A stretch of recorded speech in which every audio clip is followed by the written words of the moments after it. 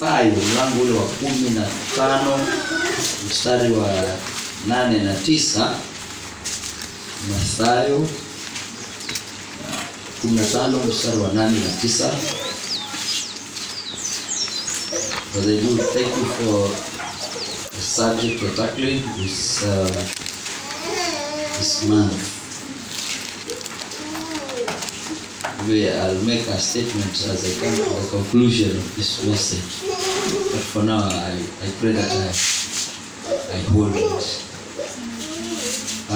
Mtu anayepata kitabu cha Mathayo 15 mstari wa 8 na 9, tafadhali naomba. Tunasema kwa jina la Yesu, watu hawa uniheshimu kwa midomo, ila kwa mioyo yao iko mbali nami. Nao waniabudu bure, wakifundisha mafundisho yaliyo maagizo ya wanadamu. Amen. Naomba mwingine asome Timotheo wa pili mlango wa 2 mstari wa 2. Timotheo wa pili 2:2. Timotheo wa pili 2:2. Asoma. Ni mambo yale uliyoyasikia kwangu mbele ya mashahidi wengi, hayo kuwakabidhi watu waaminifu watakaofaa kuwafundisha na wengine. Haleluya. Atuombe. Baba yetu na Mungu wetu wa mbinguni, kwa jina la Yesu, nakushukuru maana neno lako umelifananisha na mambo mengi. Nasi tukiwa hapa, naomba kanidhihirishe jinsi unavyotaka, maana neno lako. Asante kwa sababu linapokuja lina malengo mema. Nami ninaomba kwa kusudi lako Bwana ukalifanye. Unasema ya kwamba neno lako haliwezi kurudi kwako kitupu, bali litakamilisha sababu na lengo ambalo kwa hilo umelituma. Nawe unasema ya kwamba uliangalia neno lako ukalikamilisha. Naomba ufanye hivyo kwa utukufu wa jina lako. Na ni kwa Yesu Kristo upata kuomba na kuamini. Amen. Amen. Ni vizuri kutaja kama vile pastor amesema. Leo sikuwa nasimama, lakini nikaulizwa kama nitaweza kusimama kwa ajili ya hii sehemu, na kwa sababu kuna vitu ambavyo Bwana ananisaidia kuvilea tembea navyo. Naambia madam sawa, nitakusaidia. So ninaongea juu ya vitu ambavyo vinanisaidia katika maisha yangu.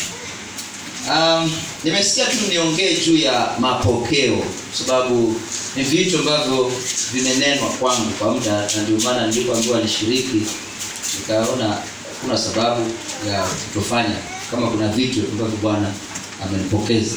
Mapokeo, kwa maneno mengine mafundisho. Mstari ambao ndugu amesoma pale anasema kwamba na mambo yale uliyoyasikia kutoka kwangu, mambo yale uliyoyasikia kutoka kwangu ya kabidhi kwa watu waaminifu watakao yafundisha na wengine. Na mambo yale uliyoyasikia kwangu, hayo mambo uliyoyasikia kwangu, ule ujumbe uliosikia kwangu, huo ukabidhi kwa watu waaminifu, hao nao waupitishe. Haleluya. Sasa swali hapa ni nini ulichokisikia ambacho hicho unaweza ukawaambia na wengine? Nafikiri tayari nilishaongea. Nilikuwa nikitafakari hapa nikasema ndani yangu mambo mengi ama watu kwa yale ambayo wanayafanya na kuyatamka na kuyaongea, wakati mwingi ni vitu ambavyo wameshavipokea, na kwa sababu hivyo wameshavipokea ndivyo hivyo wanavyoweza kutamka ama kufanya. Mtu hawezi kufanya kitu ambacho hajakipokea kutoka mahali fulani. Kila kitu tunachofanya kina chanzo chake. Na sisi kama wanadamu tunaishi kwa kupokea. Tunaishi kwa kufundishwa, either directly ama indirectly, either kwa kukaa kwa darasa hivi ama kwa mazingira tunayoishi. Kuna vitu tunapokea, kuna vitu tunakamata na vinafanya kuwa tabia zetu. Si kwa sababu mzee alifundisha, si kwa sababu baba alifundisha, si kwa sababu jirani alifundisha, lakini katika yale mazingira ambayo unaishi kuna vitu ulipokea na unaishi navyo. Sijui kama naeleweka. Yesu akasema watu hawa huniabudu kwa midomo ila mioyo yao imbali nami. Nao hufundisha mafundisho, hebu sikia hapo, fundisha mafundisho yaliyo maagizo ya wanadamu. Hapo ndio kuna neno mapokeo. Ukisoma Bible version zingine za Kiswahili ndio itakupatia neno mapokeo. Kwa maneno mengine ile mafundisho yaliyo maagizo ya wanadamu ndio unapokea. Mafundisho yaliyo maagizo ya wanadamu ndio hiyo mapokeo. So swali tunaulizana, ni nini umepokea katika maisha yako ambacho Timotheo anasema, not Timotheo but Paulo anasema hicho ukakipitishe kwa what are you transmitting? Ni nini unapokeza kwa wengine? Wewe kama kijana ni nini umebeba katika maisha yako ambacho unapitisha kwa wengine? Because either directly ama indirectly unapambana na watu na unawaambukiza vitu, either vizuri ama vibaya. Lakini hauwezi kuambukiza mtu kama huna. Ukishikana na mtu wa upele utashikana na upele. Kweli wao. Ukishikana na mkora utakuwa mkora, upele ukataa. Ndio maana Paul katika Korintho anasema kwamba mtu asikudanganye, utavuna unacho. Na marafiki ubaya uharibu tabia njema. Wanaongea sababu waliviona na wanaelewa. Mapokeo. Nimejiuliza mapokeo nini, nikasema mapokeo ni aina ya mafundisho ama elimu fulani. Aina ya mafundisho ama elimu fulani. Inaweza kuwa pia ni mawazo fulani. Ndio maana kibinadamu tukienda shule tunaambiwa kuna theory of this, theory of that.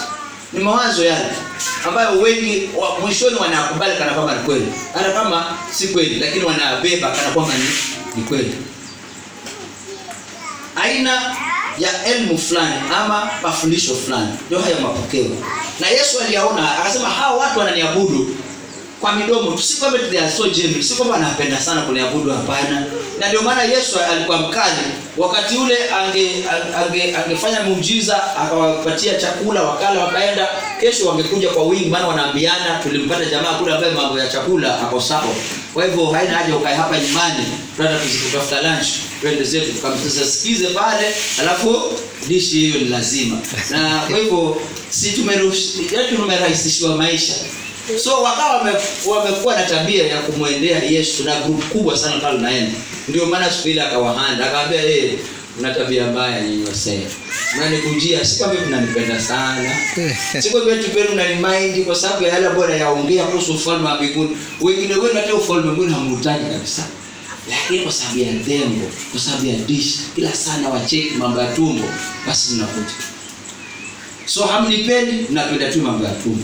Akawakaribia. Si kwamba tu hawapendi, alikuwa anajaribu kuwa correct na kuwaingiza katika line iliyo sawa. Elimu fulani ama mawazo fulani ama mafundisho fulani, hayo ndio mapokeo, na yaita mapokeo. Kwa sababu tunayapokea kutoka kwa mtu mmoja, tunapokea kutoka kwa vyombo vya habari, tunapokea kutoka mahali fulani, ili kwa hilo tunaweza kuishi nalo. Na ndio maana nikauliza umepokea nini? Paulo akamwambia Timotheo, na yale uliyoyasikia na yale mambo, ametumia hilo neno, na yale mambo. Ndio maana nikauliza ni mambo gani wewe umesikia? Wengi wetu tunatembea na nyambo, na nyambo si Kiswahili. Nyambo hiyo ni jikeni. Moshene ni Kikuyu. Mada, kule kwetu tunasemaje? Gossip. Kizungu ni gossip. Kwetu ni Ivinga nyingine. Wao pia wana neno lao. Livinga nyingine haya ndio hilo. Yaani kwetu tunasema samburu. Sijui. Ujui wewe sujaga. Haya. Madam, kwa kama tunasema chalo. Nyambo. Nyambo ni kumjikenda wewe. Umbea, umbea kitu kama ile. Kwenu tunasema jifunze pia hata kama utazamia sana kile jifunze kidogo. Sasa mwingine anaishi tu na umbea vitu ambavyo amesikia lakini hajui ukweli wake na ground zake ziko, lakini anaishi nani? Unapata mtu anaongea kitu kana kwamba ako 100% sure. Na hajui kama kile alichoambiwa ni cha kweli ama si cha kweli. Ndio nikauliza mambo yale ulioyapokea, ulioyasikia kutoka kwangu, hayo yakabidhi kwa watu walio waaminifu. Wao nao hayafundishe kwa wengine. Ni kwamba yale mambo lazima yawe yamethibitishwa na yakawa ya sawa. La sivyo una uwezekano wa kubeba mambo yasiyo ya sawa. Na ukaishi nayo kabisa. Na ukaonekana kana kwamba uko sawa. Kumbe uko wrong. Ndio haya mambo yote tunajifunza hapo, udanganyifu. Ndio maana nikasema sitajitetea. Kadri tunavyoendelea utajipanga mwenyewe, utajaribu kuona kama inalingana ama haitalingana. Maana nikijitetea utasema jamaa waliongea Jumapili ya leo iwe namna hii. Jumapili iliyopita ulishuhudia mwenyewe kama ulikuwa hapa. Madam alikuwa anamalizia fundisho la majaribu na mtumishi kutoka Chakamba aliyokuja hapa akaongea tena kuhusu majaribu. Sikutaka kuweka tu wazi. But ulikuwa unaongea ujumbe ambao ulikuwa unaniongelesha live. Na nikasema my God, itabidi nitafute diary nyingine ambayo nitaingililia. Otherwise huyu bwana ameongea mambo ambayo nasikia nimeongeleshwa kwa muda. Ulimwengu huu unapokea vitu kutoka kwa sources tofauti. Na sources zingine haziaminiki, lakini wanadamu wamezishika kana kwamba ni kweli. Ndio maana kuna vitu ambavyo tunavisikia kutoka kwa redio na tunavishikilia kana kwamba ni kweli. Tuna vitu tunasikia kutoka tunasoma kutoka kwa magazeti, tunafikiria kana kwamba ni sawa. Tuna vitu tunapokea kutoka kwa wazee ama kutoka kwa vijana wenzetu na tunafikiria kwamba ni sawa. Lakini hapa Timotheo anaambiwa na Paulo yale mambo ambayo uliyasikia kutoka kwangu, akimaanisha mafundisho ya sawa katika neno la Mungu. Sijui kama unaweza connect hapo. Soma Wakolosai 3:16.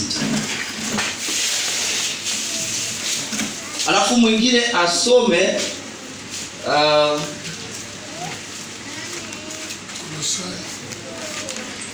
Wakolosai 3:16.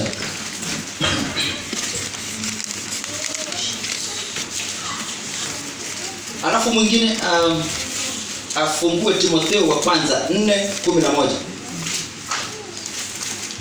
Wakolosai 3:16 nasema neno la Kristo na likae kwa wingi ndani yenu katika hekima yote, mkufundishana na kuonyana kwa zaburi na nyimbo na tenzi za rohoni, huku mkimwimbia Mungu kwa neema mioyoni mwenu. Amen. Anatangulia ni Paulo bado anaongea na watu wa Kolosai. Anaambia kwamba neno la Mungu likae ndani mwenu kwa wingi. Kwa nini aseme kwa wingi? Hiyo ndio msingi wa kila kitu mpendwa. Yale mapokeo ambayo unapokea yanastahili yawe yamelingana na neno la Mungu.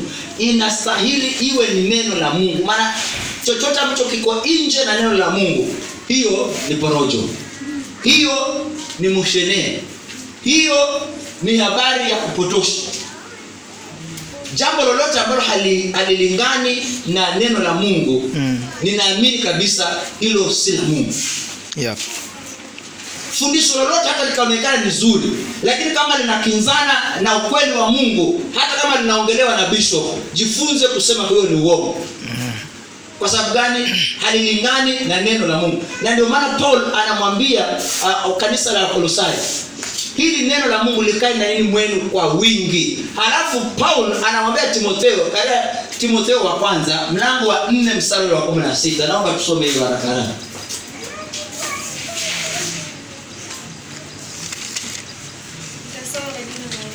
Yes. Jitunze nafsi yako na mafundisho yako. Dumu katika mambo hayo, maana kwa kufanya hivyo utajiokoa nafsi yako na wale wakusikiapo pia. Very good. Jitunze nafsi yako.